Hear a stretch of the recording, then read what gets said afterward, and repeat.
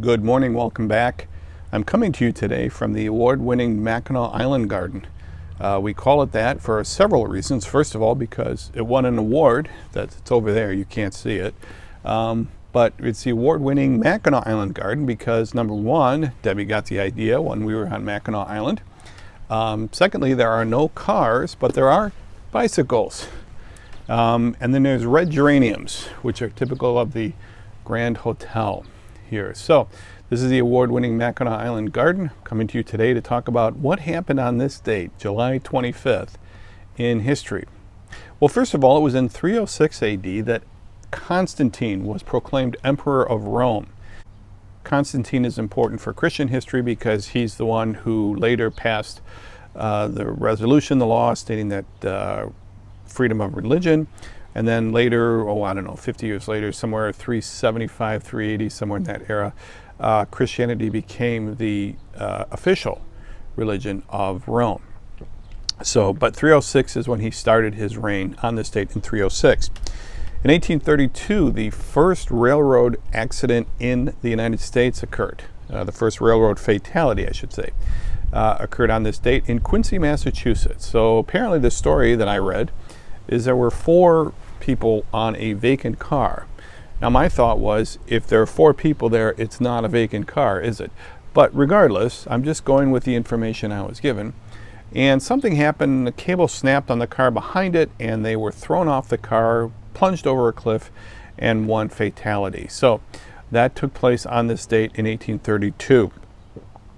In 1946, on this date, at the Club 500 in Atlantic City, New Jersey, Dean Martin and Jerry Lewis performed together for the first time, the Martin and Lewis comedy team.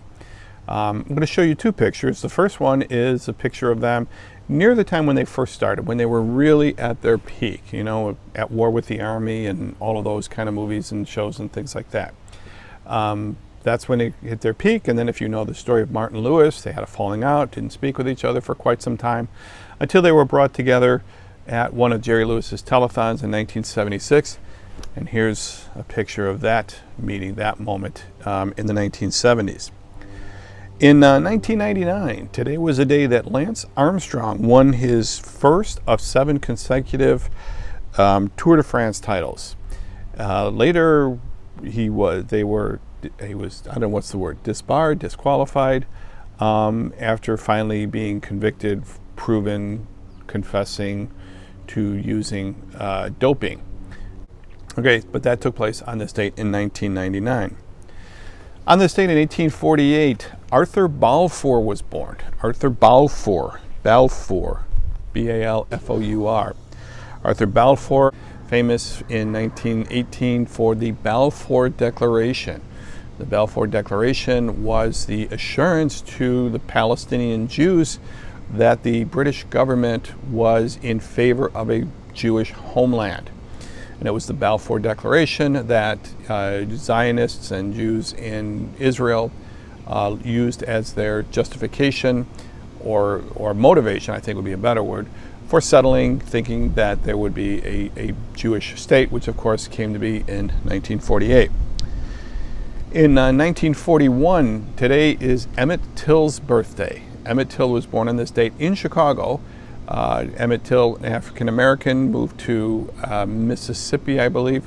And then when he was 14 years old, was accused of making wolf whistling, as they say, or talking to a white woman and coming on to her, hitting on her, so to speak, what we would call hitting on her today. Later, others in the neighborhood decided to take it out on young Emmett, and he was brutally beaten and ultimately murdered on this date.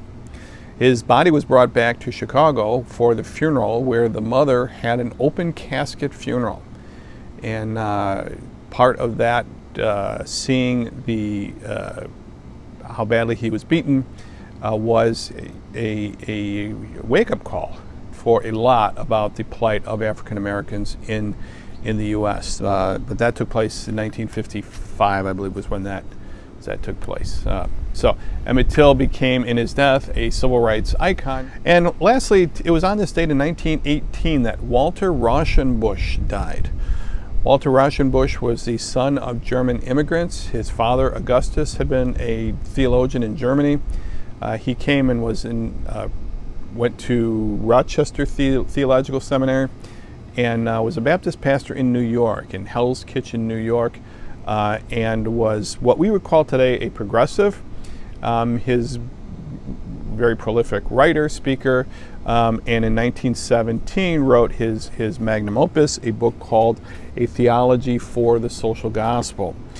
So when you hear anyone talking about the social gospel, Walter Rauschenbusch is usually attached to at some time. Now, I'm about halfway through this particular book.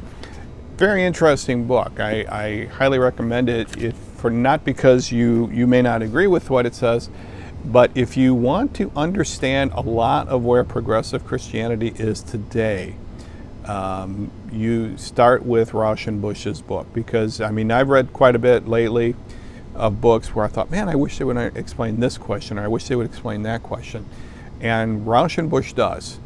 And I think part of it is that they all kind of assume, and I'm looking like this is a book that kind of predates. Again, it was written in 1917.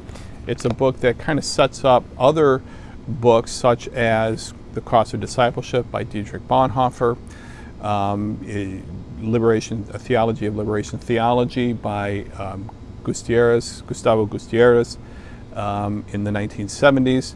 A lot of these other ones. In fact, I think there's some shades of it in John MacArthur's Lordship Salvation book. I forgot the name of the book, but that some of you remember that as well. But I recommend it. I'll probably talk more about it once I finish it, but I'm about halfway through it now. We're not quite halfway through Isaiah, but we're making progress. So today we're going to get back to talking about the apocalypse of Isaiah, that section in Isaiah 24 through 27, where Isaiah is talking about the final day of the Lord. So let's leave this beautiful location and go back to talking about that. Good morning, welcome back. We are here today to continue our discussion of Isaiah 24 through 27. And I did want to point out to those of you who pay careful attention to things like background and stuff, that if you've ever wondered like what's behind me here, specifically like over here, over in this area, this is actually a drum set. So at some point I'm going to do this, but I don't know if I'm going to do that today. But just in case you're curious about some of these things, what is that in the background kind of stuff. But today we're talking about Isaiah 24 through 27. Again, this is, we mentioned this is talking about Isaiah's apocalypse. And it's Isaiah kind of giving the culmination of chapters 13 through 23. And those are that series of oracles that talk about the different judgments that are going to come on all of these countries that in one way or another have oppressed Israel over the course of their existence. Okay? And so to those who are reading the book, the original readers of the book, which would have been either in Isaiah's time or 50, 100 years later during the exile, this would have been a great comfort to them, because they would have looked at this and said, yeah, these guys are all going to get theirs.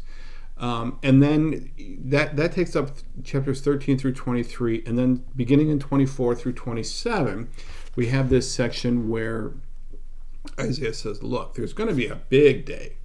Now, 13 through 23 talks about what's going to happen to each of the individual countries in its time. But 24 through 27 talks about this great end time, okay?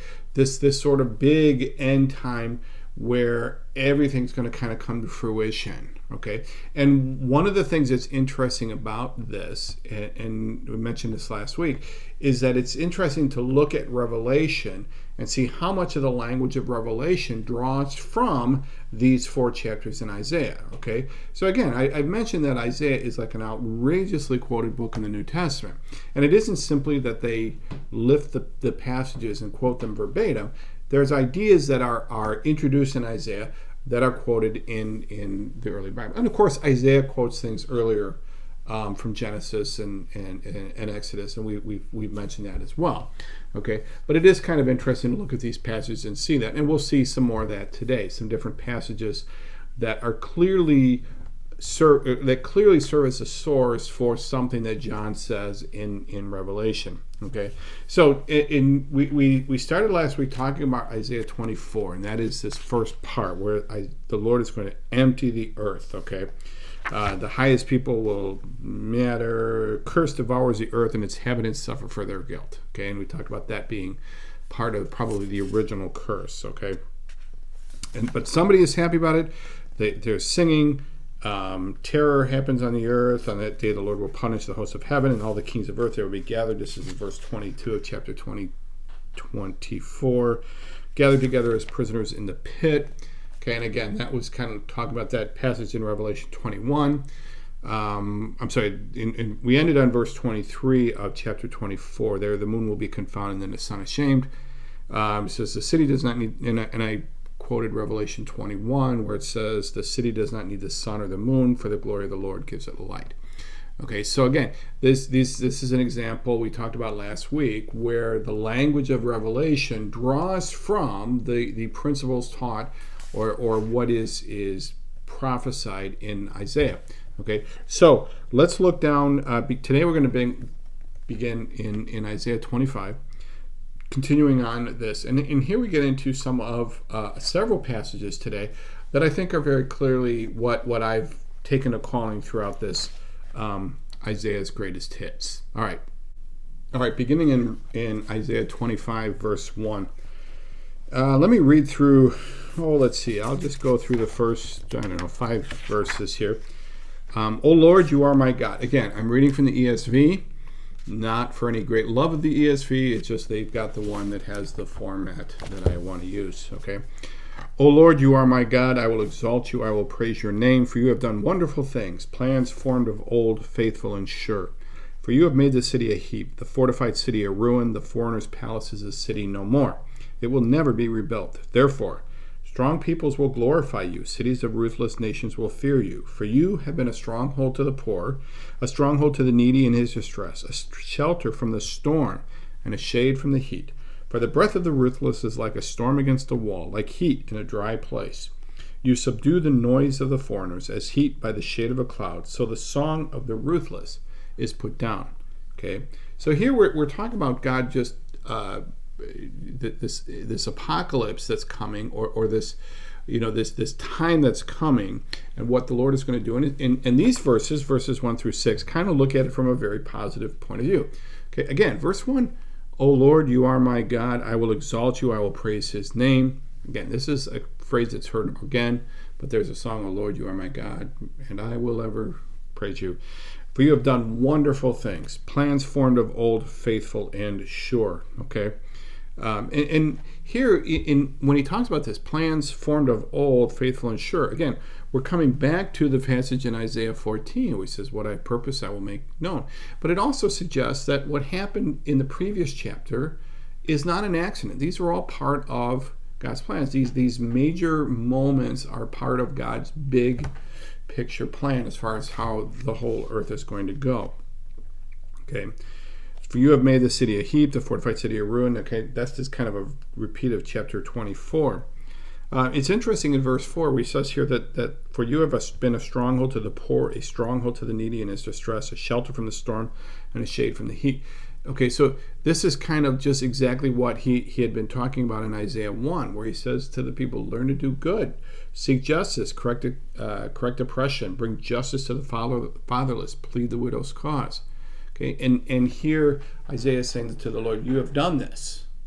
You have done this all along. Okay, and now we are benefiting from that. A shelter from the storm. For the breath of the ruthless is like a storm against a wall. Okay, and basically the point here is just it's ineffectual. Okay, and the implication is that the wall stands.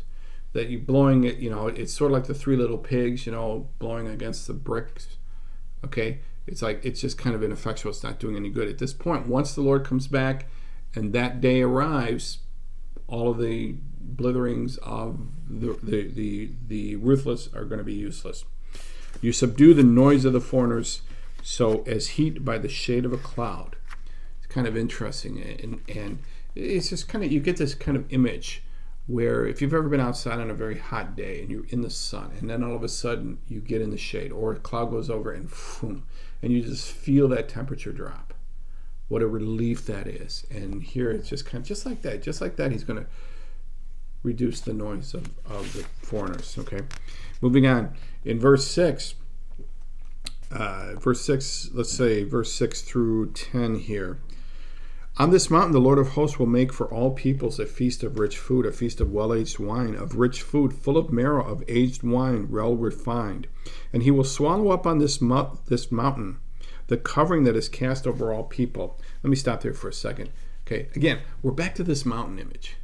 Okay, this idea of that someday on the Lord's mountain. And here, again, he's coming back to this. And that day there's going to be this great event taking place on the Lord's mountain, on this mountain. There's going to be a huge feast. Okay, I don't know, go back, marriage supper of the Lamb. I'm just saying, Revelation, coming back, huge feast in that day. Okay, and he will swallow up on this mountain the covering that is cast over all people, the veil that is spread over all nations. He will swallow up death forever, and the Lord God will wipe away tears from all their faces. Okay, couple of references here, okay, where he says, what is this covering? Well, it's death. The Lord is going to swallow up on this mountain the covering that is cast over all people. Okay, what do all people have in common? For all have sinned and come short of the glory of God, Paul tells us in Romeoville. Okay, Romeo is a town near me. I'm sure God tells it in Romeoville too. But be that as it may, in Romans, for all have sinned. It's appointed unto man once to die, and after that the judgment. Okay, so again, we're told about this. What do they all have in common? So this covering, the Lord is going to remove that. Now you look in Revelation 20 verses 14 and 21:4. Here you see the Lord is death and hell are cast into the lake of fire. Okay, it's kind of removing death. So when John is writing this, he's drawing off of this language so that the readers in Revelation are going to say, yes, the plan that God first told us about in Isaiah, actually told us about earlier than that, but the plan that God told us about in Isaiah is still in action. We may not see the fruition of it at that point when John writing it, and we may not have seen it today in 2021, but it's still in action. Okay, so it's still in operation. Okay, and the Lord God will wipe away tears from all their faces. Revelation 21:4. The Lord's going to wipe away all tears. So again, Revelation drawing out of this particular passage. It will be said on that day, verse 9, by whom? I'm guessing the remnant. I mean, it's not clear who's going to say it, but I'm guessing this remnant, because that's a theme throughout Isaiah, that there's always going to be a remnant. That there's some, remember this, the name of his son in Isaiah 7 or 8, I forget which chapter it is, that his name means something to the effect of a remnant shall return, or there shall be a remnant that remains, kind of thing. So who's going to say this remnant? Behold, this is our God. We have waited for him that he might save us. We talked about this overall thrust in Isaiah about who are you going to trust, and here it is. We've waited for him. We've trusted. We waited. We expected him. We waited, and now he's saving us. Okay, for the hand of the Lord will rest on this mountain. Now in verse 10, he starts to talk about Moab. For the hand of the Lord will rest on this mountain, and Moab shall be trampled down in his place. A straw is trampled down in a dunghill, and he will spread out his hands in the midst of it, as a swimmer spreads his hands out to swim. But the Lord will lay low his pompous pride together with the skill of his hands, and the high fortifications of his wall he will bring down, lay low, and cast to the ground, to the dust. Now, why does he single out Moab here? We don't really know. Maybe it's just proximity. Moab, again, is a nation that's very close. It borders on the south. It has a geographical proximity. It has a family relationship. Again, Moab are the descendants of Edom.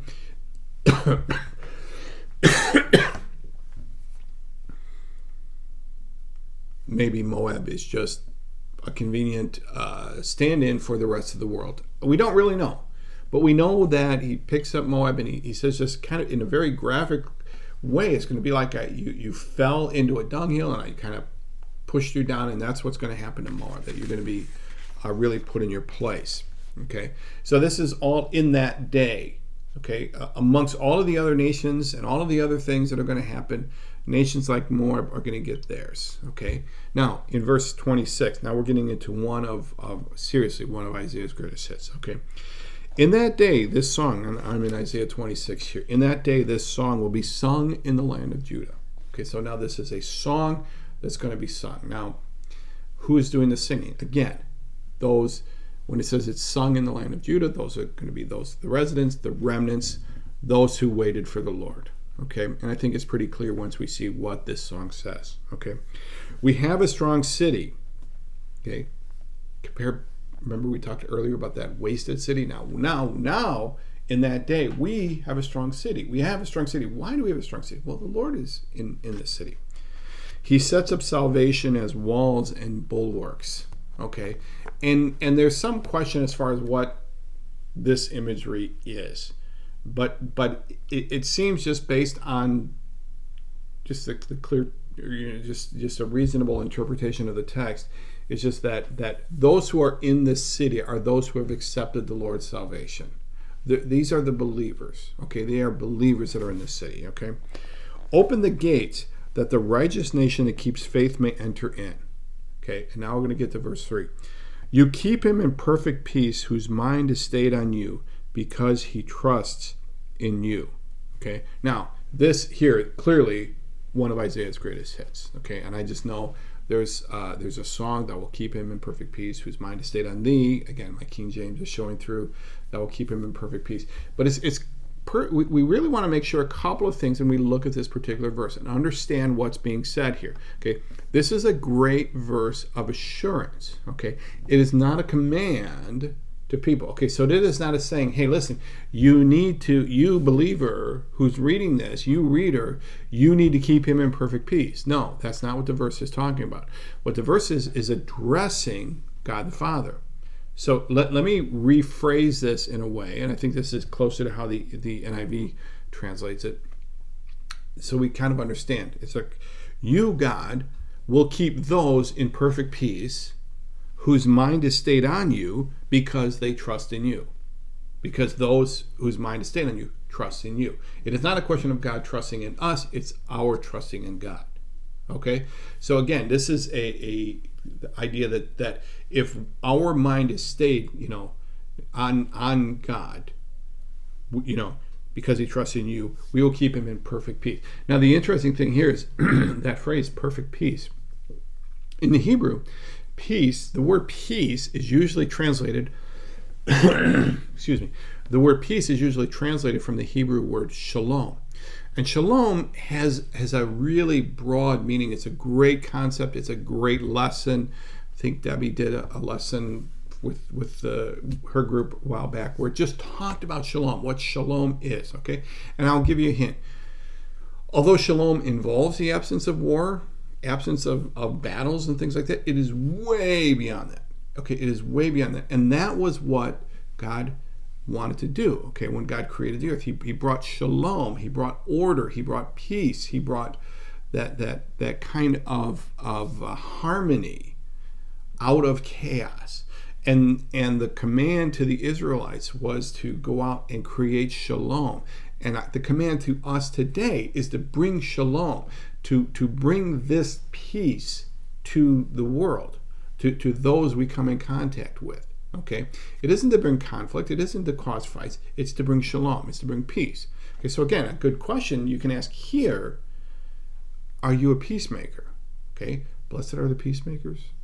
Okay, shalom, that's kind of the thing. Now this phrase, perfect peace, okay, perfect peace, what that is in the Hebrew is shalom, shalom. It's the two words right next to each other. Now, some have suggested, and there are some Old Testament scholars that look at that and say, well, that's a mistake. It would just be shalom. But I think here, I think most of the translations look at that and say, no, that there's something about this peace that only God can bring. The shalom, shalom, perfect peace. The kind of peace that only God can bring. And this is what God promises those whose mind is stayed on him. Now, this is just the opposite of what James says about a double-minded man being unstable in all his ways. James, the New Testament writer. Okay, so again, here we have this if you keep your mind stayed on him, what God promises is this shalom, this perfect peace. And this is after all of this judgment takes place, kind of going back to another theme that comes up in Isaiah all the time. And that is that the point of all of this is not judgment. It isn't just that God is like, oh, I can't wait till I really can put those people in their place. That is not the point. The point is, I've got to do this judgment to get to the point of where I can give them perfect peace, or where this is even an option. Okay, and we'll kind of bring that up a little bit as we go on. Trust in the Lord forever, for the Lord God is an everlasting rock. Okay, again, who are you going to trust? Okay, for he has humbled the inhabitants of the height, the lofty city. He lays it low, lays it to the ground, casts it to the dust. Kind of a reiteration of chapters 13 through 23. The foot tramples it, the feet of the poor, the steps of the needy. Okay, here the point is that this lofty city that was so powerful, that whether it was Assyria or Babylon or any of their capital cities or big cities, now it's just the only people left are the poor, kind of walking around. The foot tramples at the feet of the poor, the feet of the needy. The rich aren't there anymore. They've been cast out. They've been driven out. Okay, and that's kind of the message here. The path of the righteous, verse 7, the path of the righteous is level. You make level the way of the righteous. Okay, here again, when is Isaiah thinking to what Solomon writes in Proverbs 3, 5, and 6? Trust in the Lord with all your heart, and he will make your path straight. He will level your path. Kind of the same image. That again, here is. And this is kind of getting into another thing that if we are walking in God's path, and I'm one that says God's path is relatively broad, that there isn't necessarily one particular step that we have to worry that is this next step the one that it's fairly broad. We can here. Now, with that, it's not to say that the world's path is not way broader. Again, I'm not denying that narrow is a way and broad is a path. That's that New Testament story. But I'm just saying that if we're within the path that God says this is acceptable, he's going to do his part.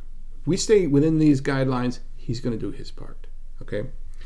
You make level the way of the righteous. In the path of your judgments, O Lord, we wait for you. Okay, two thoughts on this. First of all, again, wait involves trusting. If you're waiting for someone, you're trusting that he or she is going to do whatever it is you're waiting for them to do. Okay? So again, it gets back to this trust. And again, what do you do while you wait? Well, we're going to revisit this in Isaiah 40. They that wait on the Lord shall renew their strength, etc., etc. We're going to come back to that. I've even made a note in Isaiah 40. Refer back to Isaiah 26. Okay? Your name and remembrance are the desire of our soul. Verse 9, 26:9. My soul yearns for you in the night. My spirit within me earnestly seeks you. For when your judgments are in the earth, the inhabitants of the world learn righteousness. Let me start the first part of verse 9 here. My soul yearns for you in the night. My spirit within me earnestly seeks you. Okay, so what does it mean to be in the path of his judgment? Right here. My soul yearns for you in the night. Okay, my spirit within me earnestly seeks you. Okay, now, at the part of the second half of verse 9, he starts getting into another subject. It's like, why does he need to do this judgment? Okay, and this is just kind of basic common sense. For when your judgments are in the earth, the inhabitants of the world learn righteousness. I'm going to learn to read one of these days. Okay, learn righteousness, right? If favor is shown to the wicked, he does not learn righteousness. Okay, this ought to be like in the Proverbs. If favor is shown to the wicked, he does not learn righteousness. Okay, so in other words, if the wicked are rewarded for their wickedness, they have no reason to change to righteousness. Okay, so this favor has to be reversed. Okay, in the land of uprightness, he deals corruptly and does not see the majesty of the Lord. Okay, so again, in that day, this is going to change, but he's kind of going back to kind of an indictment of the city as it is. O Lord, your hand is lifted up, but they do not see it. Let them see. So here's kind of an imprecatory, that idea of calling down judgment. We have a lot of that. We kind of lose that. We don't talk about that much anymore because we're far too nice in 21st century Christianity. But there's a lot of these imprecatory prayers, and there's kind of a place for it. Well, here Isaiah is saying, Lord, your hand is lifted up. Isaiah can see it. Judgment is coming. Let them see the zeal for your people and be ashamed. Let the fire for your adversaries consume them.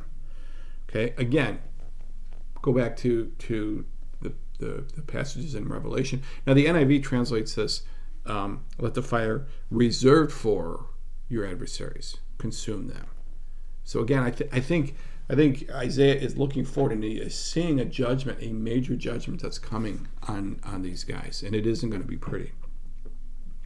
O Lord our God, verse 12. O Lord, you will ordain peace for us, for you have indeed done for us all our works. O Lord our God, other lords besides you have ruled over us. Okay, but your name alone we bring to remembrance. Okay, so for example, Egypt ruled over them. Okay, the Midianites and all of these other countries that have come in, Rome, but the one they remember is the Lord. Okay, the one they remember is the Lord. You are the one we remember. They are dead. Talking about these other rulers. They're dead. They will not live. They are shades. They will not arise. To that end, you have visited them with destruction. Going back to 13 through 23, all of those different destructions that are happening to Assyria, Babylon, the Medes and the Persians, and wiped out all remembrance of that. But you have increased the nation, O Lord. And most think he's talking about the nation of Israel. You have increased the nation, you are glorified, you have enlarged all the borders of the land. Okay? Now, it isn't necessarily that he's talking about, okay, we have now more square footage than we used to have, as much as it is the importance and of the land, or the reality of the land, or the legitimacy of the land. Okay? So all of these other countries are and people groups and empires are gone, but Israel's still there. Okay, and we mentioned this earlier. Israel's still there, and this is one of the great that people group is still there. Okay. Now, in chapter beginning with verse 6:19 here, Isaiah is kind of going to talk about a quick performance review for Israel. He said, "O Lord, in distress they sought you. Okay, they poured out a whispered prayer when your discipline was upon them." Okay, again, going back to what he said earlier about if favor is shown to the wicked, they don't learn righteousness. Like a pregnant woman who writhes and cries out in her pangs when she is near to giving birth, so were we because of you, O Lord. So we were pregnant, we writhed, but we have given birth to wind. Okay? We have accomplished no deliverance in the earth, and the inhabitants of the world have not fallen. So here Isaiah is looking at this kind of on behalf of Israel, and he's saying, God, we saw your judgment, we felt your judgment, and we poured out a whispered prayer. Oh, God, can you help me out here? Hey, God, help me out here. We poured out a whispered prayer.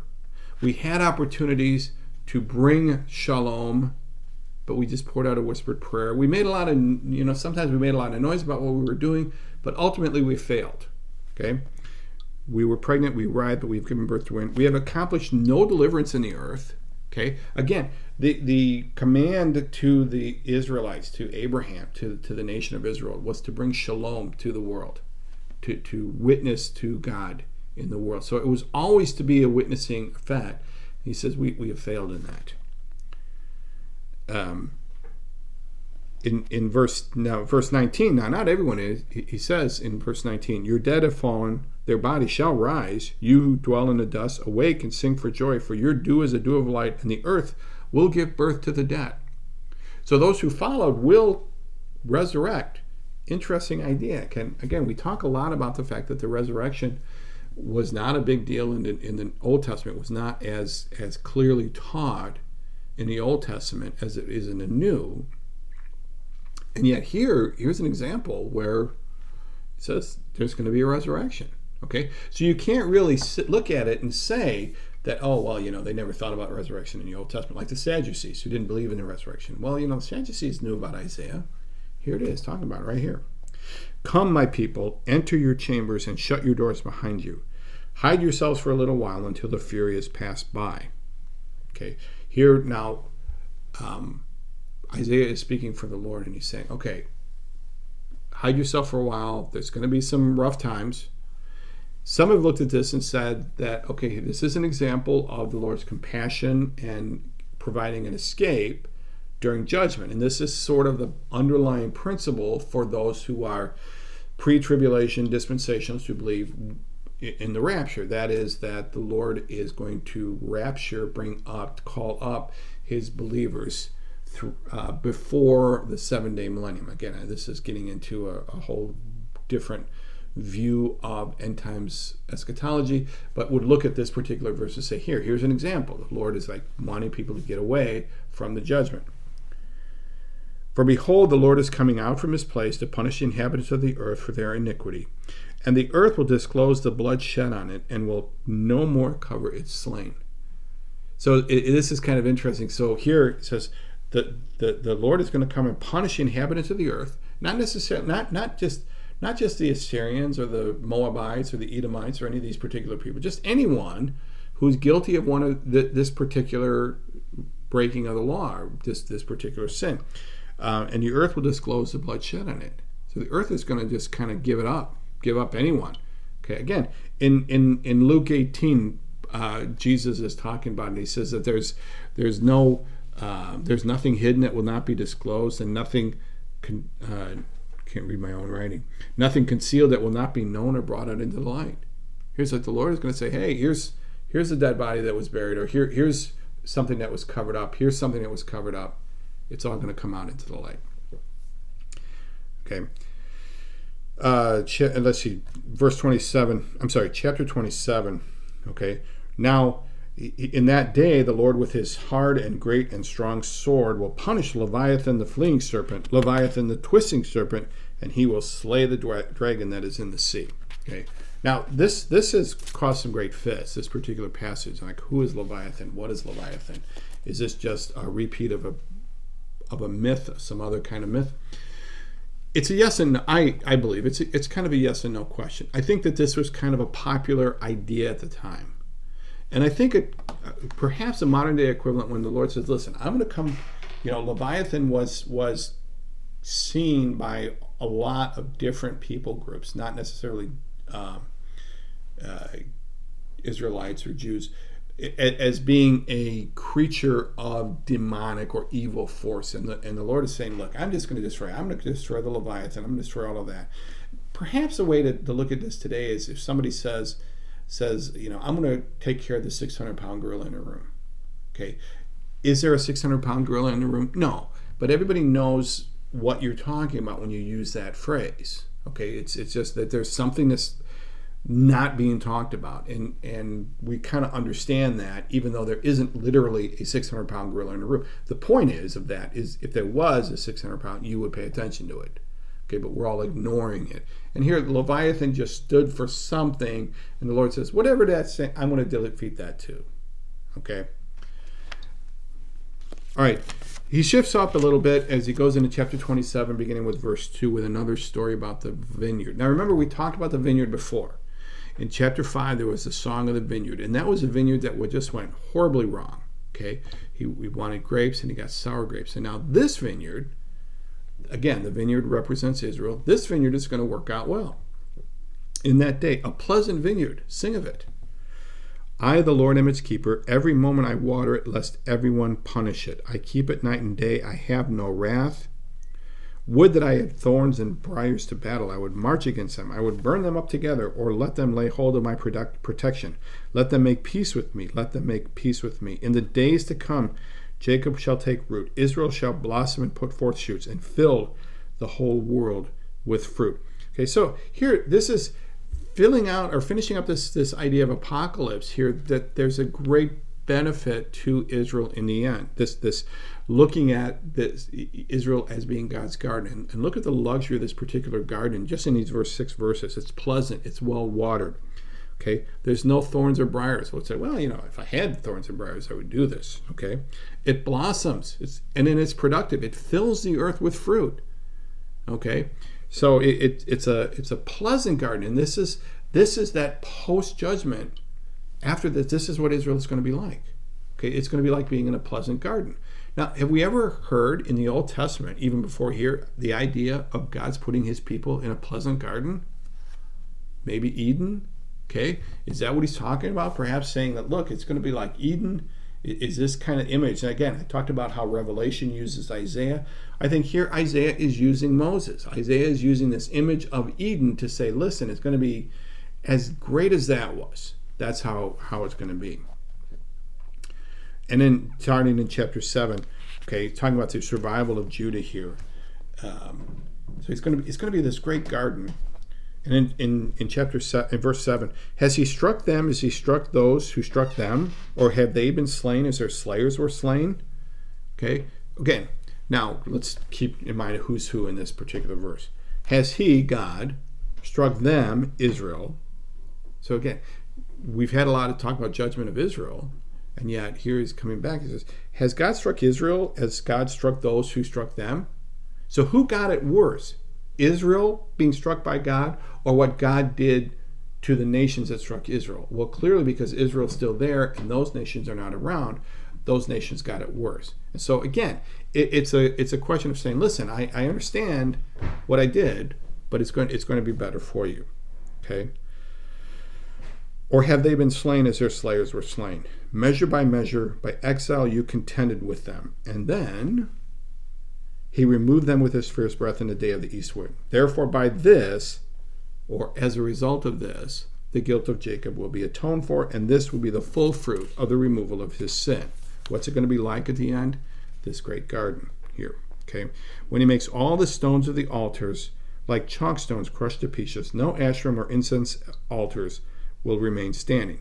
Okay, so in other words, another way to look at this is to say that this full fruit is the removal of all idolatry, that it will be a situation where God alone is worshipped. What about those oppressors? Verse 10, for the fortified city is solitary, a habitation deserted and forsaken like the wilderness. There the calf grazes. There it lies down and strips its branches. Okay, now we've had this image before where he's just talking about these cities that used to be powerful and now they're just deserted and just animals are kind of walking around doing their thing wherever. Okay, when its boughs are dry, they are broken. Women come and make a fire out of them. For this is a people without discernment. Therefore, he who made them will not have compassion on them. He who formed them will show them no favor. Again, he's talking about these, God created all, and he's talking about what's happening to all of these other nations, where opportunities were given for repentance. Again, we can go into this, looking at Paul's talk in Romans, but opportunities were given. There were prophets that were going along. Perhaps the words of Isaiah were sent. Okay, and at this point, God is saying, look, I'm not going to worry about them. Jerusalem, Israel is my people. In that day from the river, we finish up here in verse 12 and 13. In that day from the river Euphrates to the brook of Egypt, the Lord will thresh out the grain, and you will be gleaned one by one, O people of Israel. Okay, and the bottom line at the end, one by one, Israel people, you're gonna come over to me. And in that day, a great trumpet will be blown. Again, this is a message that's come up again and again. Signal's going to be sent, and those who were lost in the land of Assyria and those who were driven out to the land of Egypt will come and worship the Lord on the holy mountain of Jerusalem. Again, this is about the fourth time we've seen this particular image. And in fact, in chapter 19, verse 24, let me go back to that real quick. If you remember this particular passage, it says, in that day, verse 24, in that day Israel will be the third with Egypt and Assyria, a blessing in the midst of the earth. Okay, so he's bringing this back. So finally, at the end, what's going to happen to all of these countries? They're all going to be a blessing. Okay, so this is the end. Will come and worship the Lord. Okay, that's as far as I'm going to get. 24 through 27 is that apocalypse of Israel. Now, next week, we're going to talk about, we're going to get into a judgment on Jerusalem. In fact, the next several chapters are kind of going back to this judgment on Jerusalem. Now, remember, Isaiah is not written in chronological order. It isn't like, or even in a logical, it's more of a thematic kind of thing. Say, here's this passage about this, here's this passage about that. Okay, so there is some chronological elements to it, but again, it's here we've talked about in 24 through 27, we talked about this apocalypse and what's going to happen at the end. And now we've got this passage that says, so wait a minute, here's what's going to happen. Here's what's wrong with Ephraim, which is the northern kingdom, and Judah. Okay, so again, this is just sort of the, one of the things that makes the Old Testament prophets a little bit exciting to read is because you have this kind of just a collection of writings. Okay, and we kind of have to put it together. So next time we're going to talk about that judgment on Ephraim and Jerusalem, and hopefully we'll make some good progress. Okay, well, thank you very much. I appreciate your being with me, and if you have any questions, let me know. Otherwise, I will send you off with a.